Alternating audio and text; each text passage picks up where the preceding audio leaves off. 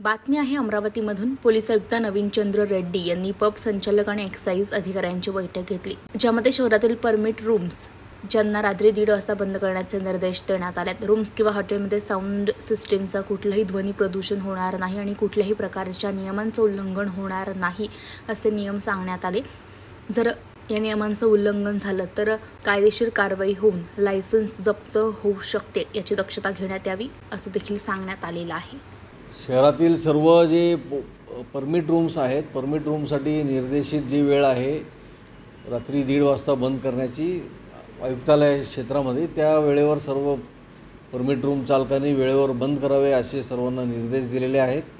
कोणीही जे आहे आपल्या परमिट रूममध्ये किंवा हॉटेलमध्ये जे काही साऊंड सिस्टीम आहे किंवा डिस्प्ले जे काही केलेले आहे त्याच्यामध्ये कुठल्याही प्रकारचं साऊंडचं प्रदूषण होणार नाही आणि नियम कुठलेही उल्लंघन होणार नाही। एक्साइज डिपार्टमेंटचे जे रूल आहेत आणि जे नियम तुम्हाला लावून दिलेले आहेत त्याचं उल्लंघन होणार नाही याची दक्षता घ्यावी, नाहीतर पोलीस मार्फत आणि एक्साइज मार्फत कायदेशीर कारवाई होऊन त्यांचा लायसन्स रद्द होऊ शकतो किंवा त्या संदर्भात कारवाई होऊ शकते। एवढी सर्वांनी दक्षता घ्यावी अशी सर्वांना सूचना देण्यात आली। ईटिंग हाऊस जो असतो, ईटिंग हाऊसमध्ये रेस्टॉरंटमध्ये कोणीही जाऊ शकतो, त्याला कुठल्याही प्रकारची पाबंदी नाही। पण परमिट रूम जे असतात त्याच्यामध्ये जे लिकर सर्व करायचं असते ते फक्त परमिट ज्यांना दिलेलं आहे त्यांनी त्याच व्यक्तीला द्यायचा असतो आणि त्यासोबत ते जे अल्पवयीन मुलं असतात 18 ते 21 वर्षामधील किंवा 21 वर्षाच्या खालील जे मुलं आहेत, मुली आहेत, अशा व्यक्तीला कोणत्याही प्रकारचं लिकर सर्व करू नये अशी नियम आहेत।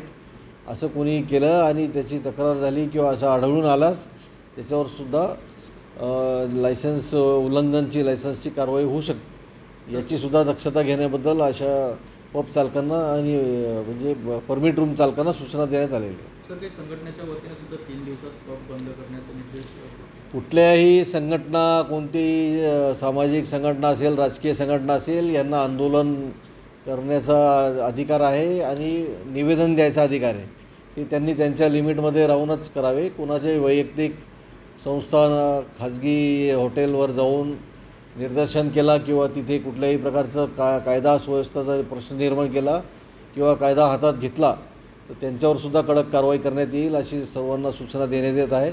ज्याला कोणाला कुठल्याही विषयी ऑब्जेक्शन असेल तर त्यांनी संबंधित ऑथॉरिटीकडे, पोलीस स्टेशन असेल, पोलीस आयुक्त कार्यालय असेल, एक्साइज डिपार्टमेंट असेल किंवा जिल्हाधिकारी कार्यालय असेल, तिथे जाऊन आपलं निवेदन द्यावे आणि त्या प्रकारे जे काही त्यांचं म्हणणं आहे ते सांगावे।